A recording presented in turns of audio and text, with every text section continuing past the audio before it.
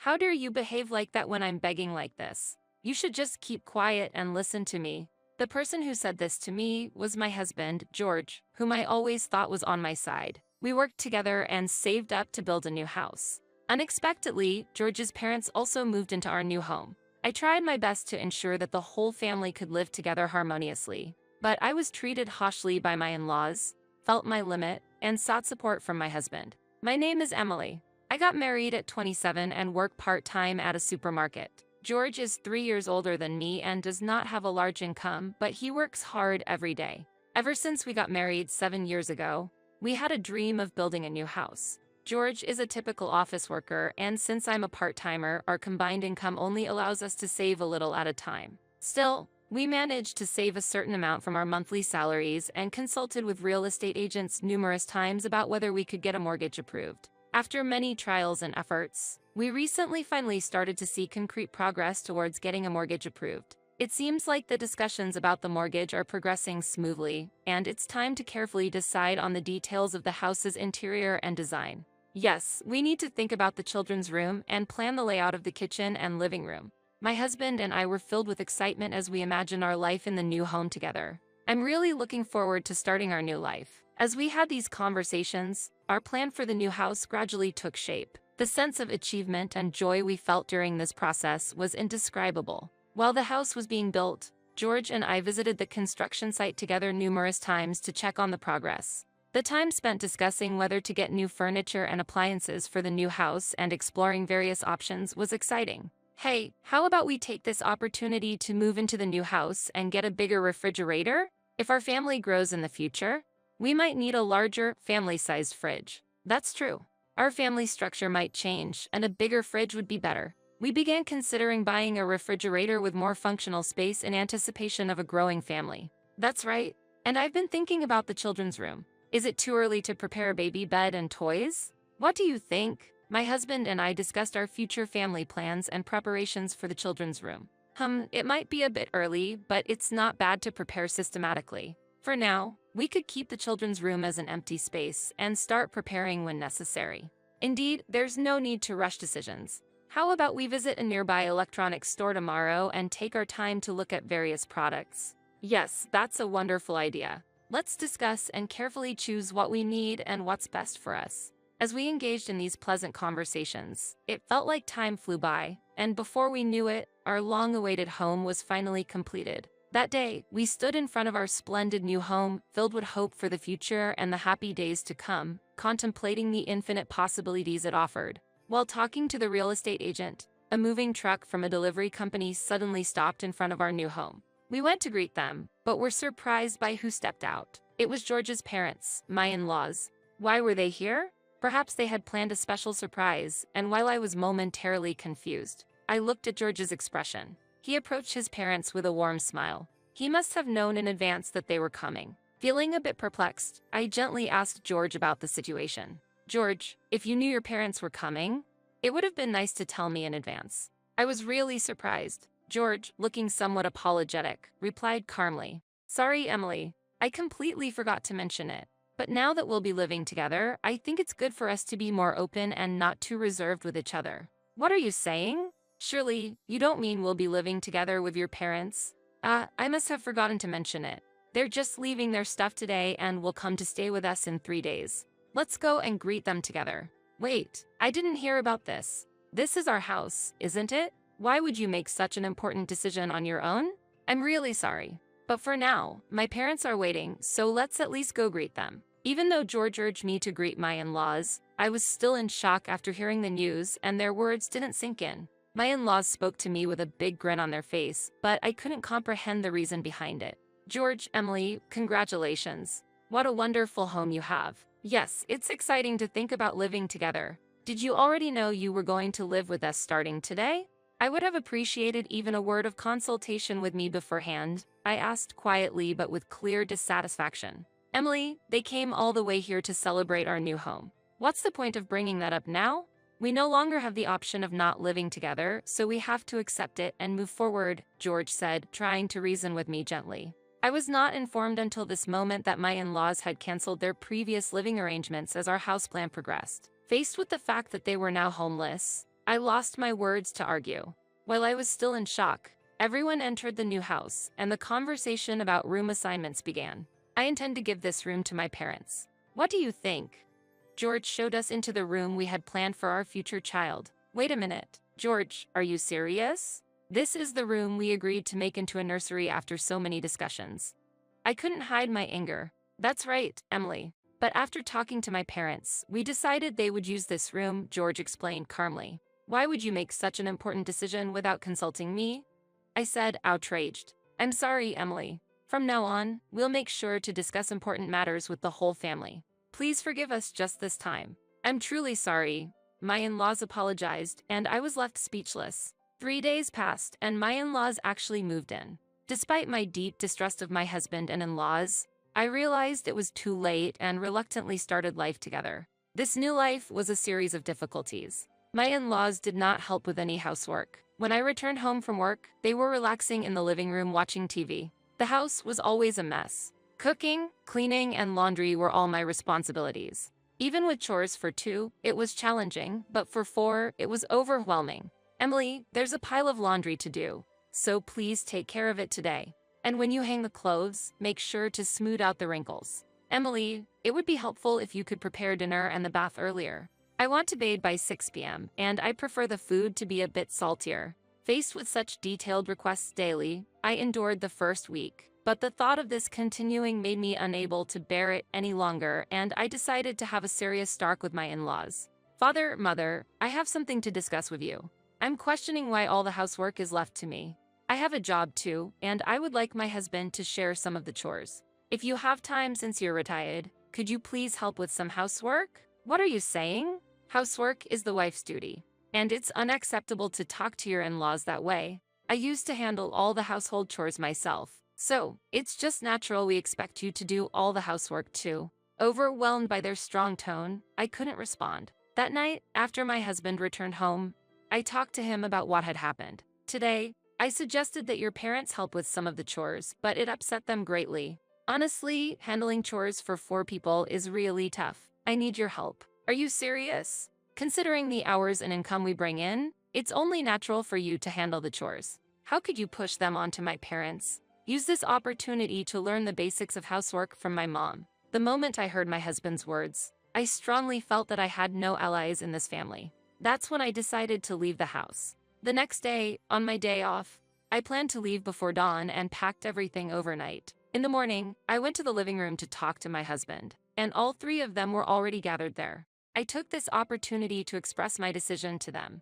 I have something to tell you. I find it difficult to continue living together as we have been. Therefore, I have decided to return to my parents' house. What's wrong? We've talked and reflected on yesterday's matter. Can you forgive us? Emily, I'm truly sorry. From now on, let's cooperate and share the household chores. I went too far yesterday. Sorry. Is that so? Perhaps I was a bit impulsive as well. Let's try to fix our household together as a family. After receiving apologies from George and my in-laws, it seemed for a moment that the situation was resolved. However, their attitude did not change that day, or did it the day after, breaking their promise. Disappointed by this, I decided once again to leave the house. I can't stand this anymore. Since there is no change, I'll actually return to my parents' house. I declared and left. I was utterly fed up with the commotion they were causing in the neighborhood. Has anyone seen my wife? We can't get in touch with her. Emily, where are you? Please, come back. Could she have encountered some incident? Let's report it to the police. Unable to leave them in their uproar, I reluctantly returned home. Despite this, their behavior showed no signs of improvement, and feeling my mental and physical limits, I secretly left the family again. The next day, staying at my parents' house, I received a call from an unknown number. It was from the police, informing me that a missing person report had been filed by them, which was shocking. I explained the situation to the police, but they said they couldn't intervene in domestic affairs and advised me to try to have a calm discussion, which I couldn't ignore, so I returned to that unbearable everyday. One day, struggling to endure daily life, my mother-in-law had invited her sister to our house. Upon returning home, unaware of this, my mother-in-law rushed me to prepare dinner. Emily, welcome back. Sorry for the sudden request, but my sister is visiting. Could you make dinner a bit special?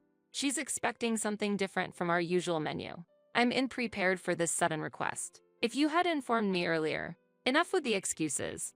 Just go shopping and don't keep our guest waiting. During this conversation, my mother-in-law's sister seemed to sense something from our exchange. She mentioned that she was told we had a very close relationship and there were no issues between my mother-in-law and me, and she was invited to taste the exceptional cooking she had heard about from my mother-in-law. Hearing this, it was only natural for her to be confused by the tension between us. Though I had no intention of cooperating with my mother-in-law's pretense, I couldn't be rude to her sister who came over, so I reluctantly started preparing the meal. I'll manage with what we have. Why would you do that when my sister has come to visit? Go shopping now and prepare something proper. You lack planning skills, and while we're chit-chatting here, the chores are piling up. I can't stand this anymore. Why do I have to listen to all this? If you're not going to help, at least stay quiet. Reaching my limit, I retorted, forgetting my mother-in-law's sister was there. I went to George's room and relayed everything. Hey, why is your mother so arrogant? Try talking to her to calm her down. When we have a guest, it's the wife's duty to provide appropriate hospitality. Why are you talking to my mom like that? Your behavior is the problem. That's why she set up this situation as part of your education. If you're so dissatisfied, you're free to leave this house. While saying this, George showed me the divorce papers he had pulled out from somewhere. You say that, but you haven't signed it yet. You would be in trouble without me, wouldn't you? It's all just talk. Really, you never know when to keep your mouth shut. Whether you're here or not doesn't matter to me. Look, I've signed them, so please leave now. The moment I got the divorce papers, I was so happy I could have jumped for joy. I immediately signed the divorce papers and packed all my valuables into a bag. Our heated argument was loud enough for my mother-in-law, her sister, and unexpectedly, my father-in-law, who had returned, to hear everything. As I tried to leave, my in-laws, realizing they would be in trouble without me to handle the chores, desperately tried to stop me. Emily, what's wrong? Calm down. Let's talk it over with everyone. I'm really sorry about what happened earlier, Emily. George, you should apologize too. Just leave her be. It was pointless trying to teach her anything, so let her go. George's harsh words had no effect on me now that I had the divorce papers in hand. Ignoring all three of them, I left the house with just one bag and headed straight to the city hall to file for divorce. Once the papers were accepted for processing, I finally felt like I was freed from those nightmare-like days. I went directly to my parents' house to talk about what had happened and my plans for the future. I shared my thoughts on suing the three of them, starting a new life on my own, close to my job, and seeking a bit of support from my parents for this transition. They warmly welcomed me, appreciated my efforts, and offered words of comfort. I resolved not to cause any more worry or trouble for my parents and to completely sever ties with those three. A week later, I went to the house where I used to live with George and his parents, who were not there, leaving just George and me to talk. I thought you'd come back soon, but you're quite persistent. I'm willing to forgive you if you apologize. What do you say? I didn't come here to apologize. I've handed in the divorce papers, so I can say we are strangers now. Please don't act so superior. I'm going to ask for alimony and a division of property. You came back just to act all high and mighty? You've caused me trouble and now you're demanding money? What are you planning? From now on, I'll avoid direct contact with you all and handle everything through a lawyer. All your actions towards me have been recorded in videos and diaries. I'm prepared to take legal action if you refuse to pay. I came here today just to inform you of that. Goodbye. After finishing what I had to say, I ignored George's attempt to argue and left. Later, I learned about George and his family's situation through my lawyer. It seemed that after filing for divorce, they planned to stay in the previous residence.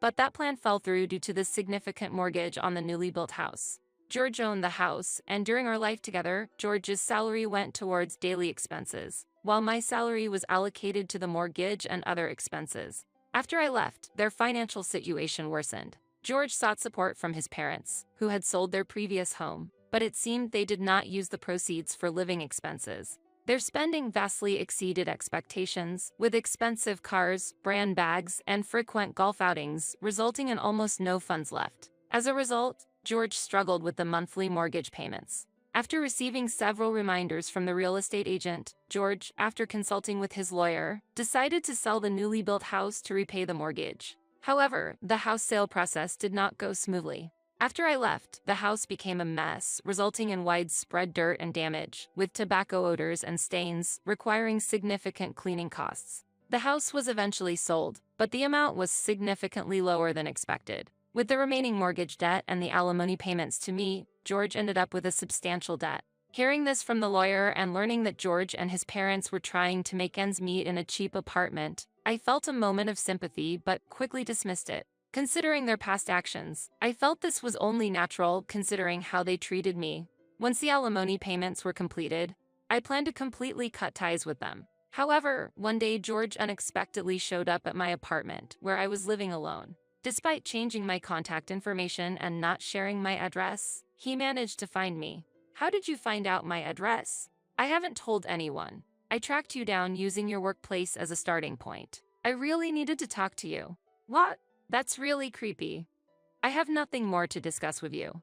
Please leave. Don't say that. Please listen to me for a bit. I beg you. I want to start over. Without you, I'm truly lost. Do you understand what you're saying?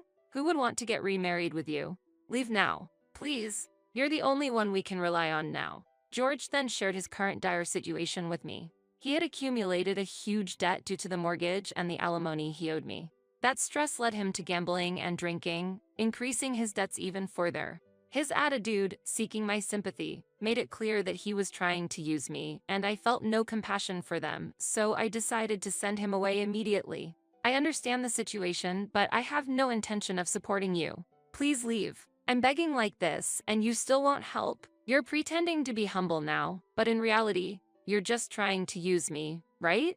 I can't trust you anymore. Goodbye. As I was about to close the door, George suddenly grabbed my arm, showing his true colors. How dare you behave like that when I'm begging like this? You should just keep quiet and listen to me. Suddenly, George's attitude changed drastically as he started yelling. Hearing the commotion, a neighbor called the police, and the situation was somehow resolved. I was deeply concerned that they knew where I lived. Unfortunately, my fears were confirmed when George found out my address, and his parents also came to my house. I talked to them through the locked door. There's nothing to discuss. Please leave. Emily, please. We have no one else to turn to. We were family once, so I'm asking for your support. Emily, help us. We're at a dead end. Let's live together as a family again. Stop always asking for favors. I won't engage with you, and if you continue to make a scene, I'll call the police. How can you say such things to your former in-laws? Don't you have any gratitude or sense of duty towards us? That's right. That's right. Come out here. You should just do as we say. While saying this, they banged on the door violently and kept ringing the doorbell, almost breaking it. Feeling overwhelmed, I finally decided to call the police. After the police took them away, I had the chance to talk to an officer. I explained the entire situation and my current circumstances, and they subtly suggested that I move. It was something I had been considering since George's visit, and I began to seriously contemplate moving. I contacted my parents and decided to stay with them for the time being. I was grateful to my parents for welcoming me with open arms. I also explained the situation to my workplace and requested an adjustment in my working hours, which was readily accepted. I was thankful for their understanding and felt fortunate to have such a supportive workplace. After moving and having my working hours adjusted, I no longer worried about the three of them knowing my location and started enjoying peaceful days. Additionally, my work at the supermarket, where I was employed part-time, was recognized, and I was invited to join the launch of a new branch as a full-time employee. Since the new job is in a different area, I have no concerns about encountering the three of them and feel fulfilled in my work every day. With the salary increase, I've been able to smoothly repay the money I borrowed from my parents, who are very pleased with my current situation. Meanwhile, from what I've learned through my lawyer, George and his parents' situation hasn't improved. The apartment where the three of them, incapable of handling household chores, live is in disarray, causing complaints from neighbors. They continue to struggle with hard labor while unable to break their habits of gambling and drinking, leading to increasing debt and a continuation of their difficult lives. I remind myself that one's actions always return to you, and am determined to maintain my fulfilling life by working hard every day.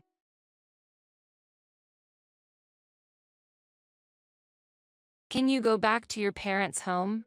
My parents are going to live in this house. What are you talking about? I don't understand. I truly didn't understand what my husband meant. Even though I contribute $2,000 for monthly living expenses, what will he do without me? However, this turned out to be a good thing for me. The next day, I quickly contacted a recycling company. If my husband was plotting something, I had my ways too. What do you think you're doing? Huh? It's none of your business how I dispose of my own belongings, right? I am Liana, a 32-year-old office worker. I married Danny, my husband, quite recently. We met at a group dating event. He approached me aggressively, and I gradually became attracted to him, which led to us dating. Our relationship went smoothly for about 2 years, and then he proposed to me.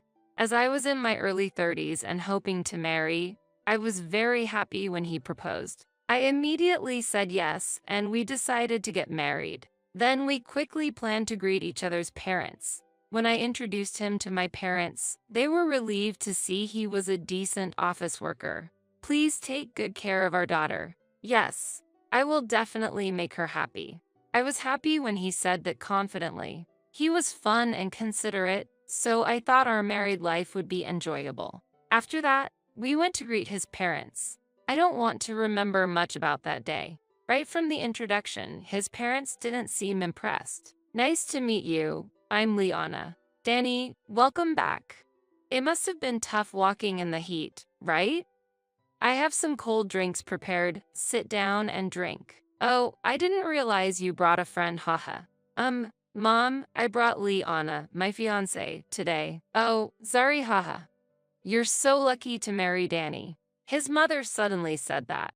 Ignoring my greeting at our first meeting, I wondered if she was making fun of me. Then we were led to the living room, and I greeted his father, but he didn't respond at all, just talking to Danny. Without mentioning our marriage, they talked about family matters only they understood for over an hour, leaving me out of the conversation. So, I ended up leaving without having much conversation with his parents. Since his parents were so cold, I asked Danny if he had told them about our intention to get married. I did, he said, but their attitude was too unfriendly. I felt really uncomfortable. That's why I didn't want a meeting between both of our families. Feeling very anxious, I eventually arranged one.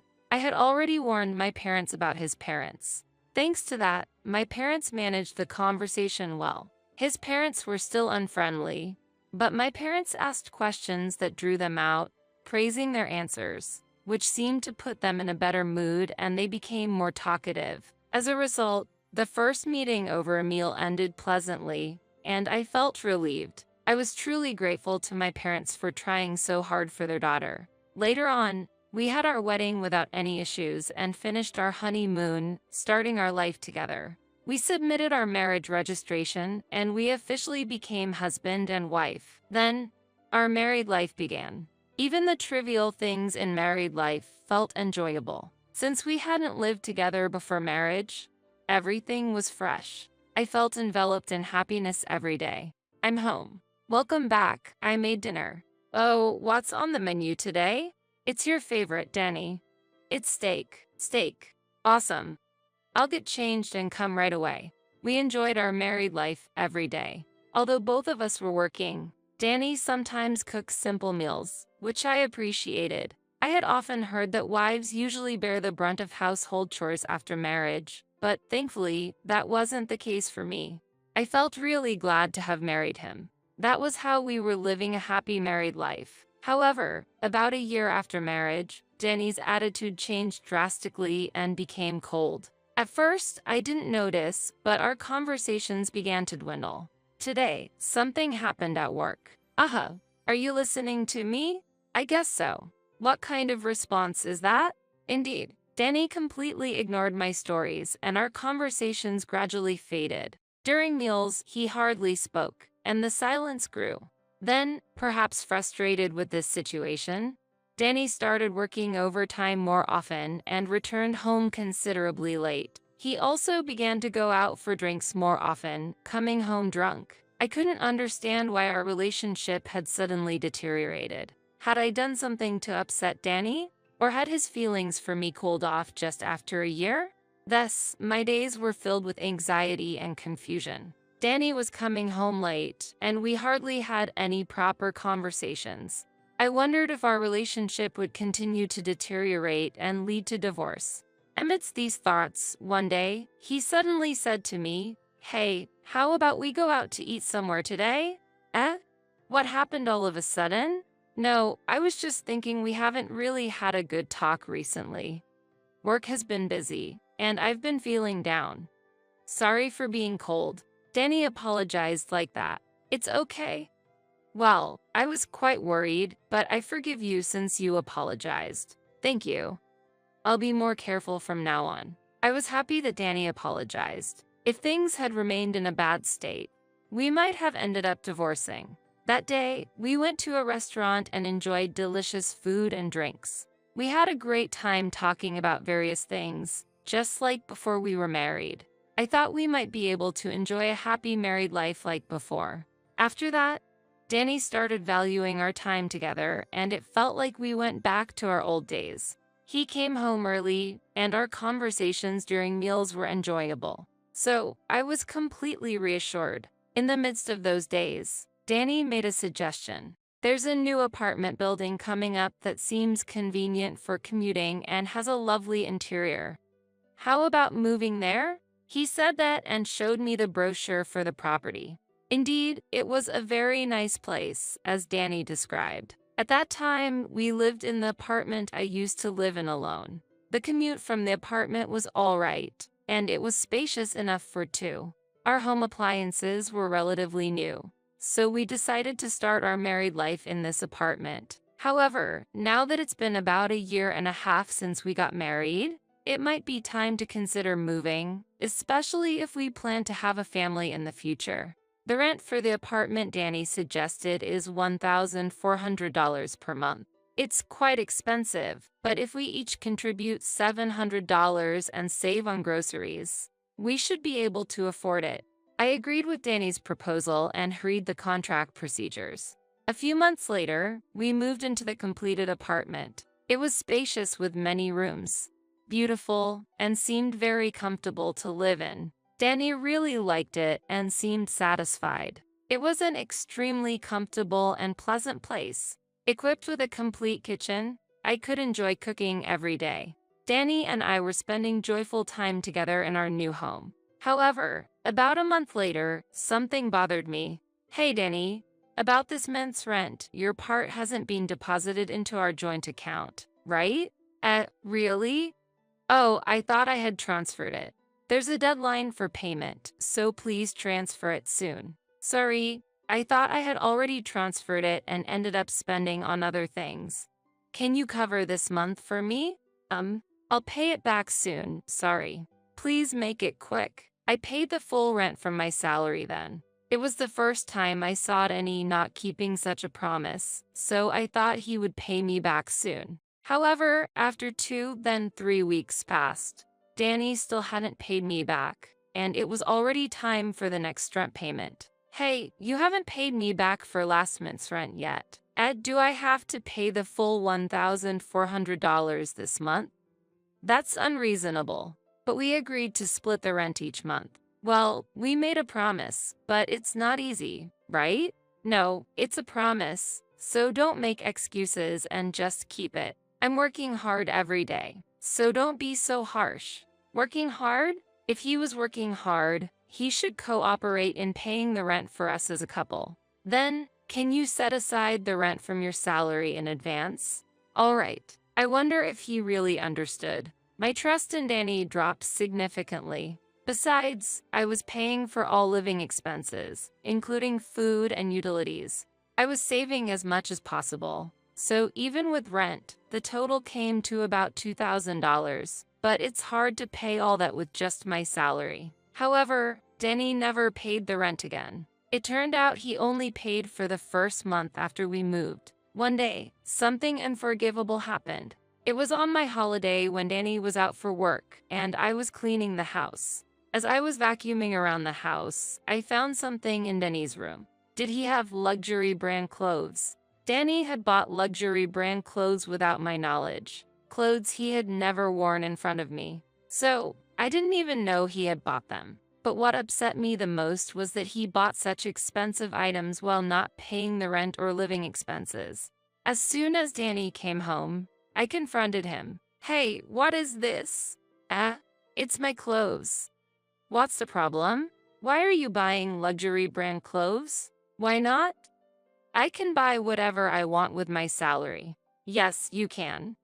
But you said we would share expenses like rent and groceries, and you haven't paid. When will you pay? I'll pay when I can. Isn't your priority wrong? If you can afford luxury clothes, then pay the rent. Danny retorted to my words. What's the problem? It's fine, isn't it? To me, these clothes are more important. Your salary is also part of our income, so you paying the entire rent is the same as us paying it together. I was amazed at how self-centered his statement was. It's not the same. I'm making an effort to save while you just buy whatever you want. Don't you care about our home? Danny and I had a big fight for the first time in a while. He stormed out of the house in rage. Maybe we both needed some time to cool down. After Danny left, I searched his room again. I found a receipt for a luxury brand bag for women in his desk drawer. The date was over a month ago. I had no memory of being given such a bag, and my birthday had passed 2 months before. At that time, we only enjoyed a meal at a slightly upscale restaurant. Moreover, I paid for it. I haven't received anything from Danny. I finally understood. Danny was probably giving gifts to another woman. That's why he didn't pay the rent and didn't contribute to living expenses. So, I hired a detective agency. About 3 days later, Danny returned home as if nothing had happened. However, I couldn't greet him as I used to. I didn't say welcome back or talk to him. Danny, sensing my anger, didn't try to start a conversation either. In my mind, I was thinking of ending our marriage depending on the results from the detective agency. About 2 weeks later, I received the results from the agency. As expected, Danny was having an affair. Moreover, the other woman was his former girlfriend. Before marriage, he mentioned having a long-term relationship with a woman, and it seemed she was the one he was having an affair with. The affair matched the period last year when Danny became cold toward me. He had been cheating since then. I was filled with rage. The sudden kindness from Danny, who had been cold, was probably to make me bear all household expenses, allowing him to freely spend his salary, pretending our marriage was good. I was skillfully used by him. This was something I couldn't forgive. I decided to take revenge on him. In the midst of this, Danny came home from work and made an unbelievable proposal. My parents are going to live in this house, so can you go back to your parents' home? What are you talking about? I don't understand. After our fight, I went back to my parents' house, and they told me to break up with such a woman. They said they were moving to this apartment and suggested we live together. So, I've decided to live here with my parents and you need to move out. I couldn't believe what Danny was saying. Even though I contribute $2,000 for monthly living expenses, what will he do without me? However, this turned out to be a good thing for me. Understood? Perhaps our relationship can't be repaired.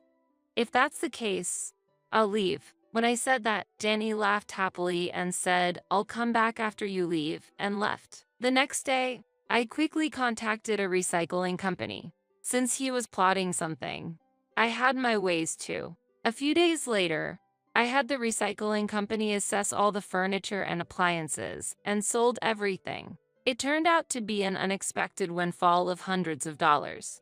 Then, I packed my belongings and went back to my parents' house. Danny had prepared a divorce form, so I signed it and submitted it to the city office promptly. This meant Danny and I would then lead completely separate lives. When I told Danny the moving out was done, he said cheerfully, "Oh, that was fast. Let's both be happy," and hung up. However, a few days later, Danny called me again. "Hey, what do you mean by this? We're already divorced. Do you need something? Where did all the furniture and appliances go? You can't just take them. It's my right to do whatever I want with my belongings, isn't it? All the furniture and appliances in the house are what I've been using since my single days. I've already had them taken away by the recycling company. So, I have to buy new ones then. Do you have that kind of money? You're kidding me. I work too, you know?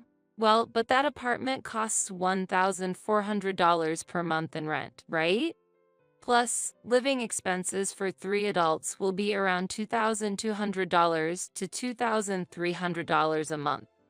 It costs that much. Yes, I've been paying about that much all along. That I can afford that with my salary. Maybe. Well, no more money for your girlfriend then. What? I know everything about your affair with your ex-girlfriend. I'll be claiming compensation for that, so be prepared. I'll contact you through a lawyer. Bye. Wait a minute. I hung up without listening to him. Afterward, through a lawyer, I proceeded with the process of claiming compensation from Danny and his affair partner. Danny was ordered to pay a compensation of $30,000 but ended up in debt as he had no savings. As expected, he soon found it difficult to pay the living expenses and rent, and it seemed he had to leave the apartment. His parents' house had already been sold, so they had no place to return to and are now living in a small, cheap apartment as a family of 3. When I was contributing financially, there was a sense of economic ease. But after the divorce, Danny was left with nothing, and his relationship with his affair partner couldn't be maintained. As a result, it seems our relationship naturally came to an end. Danny begged me for reconciliation, crying, but I ignored everything and even blocked his calls. The compensation is to be paid in installments, and if the payments are delayed, his salary might be garnished, so it's unlikely he will miss any payments. Meanwhile, I plan to commute from my parents' house and start saving the money I couldn't save before. The marriage was a failure, but I take it as a lesson and intend to use this experience in my future life.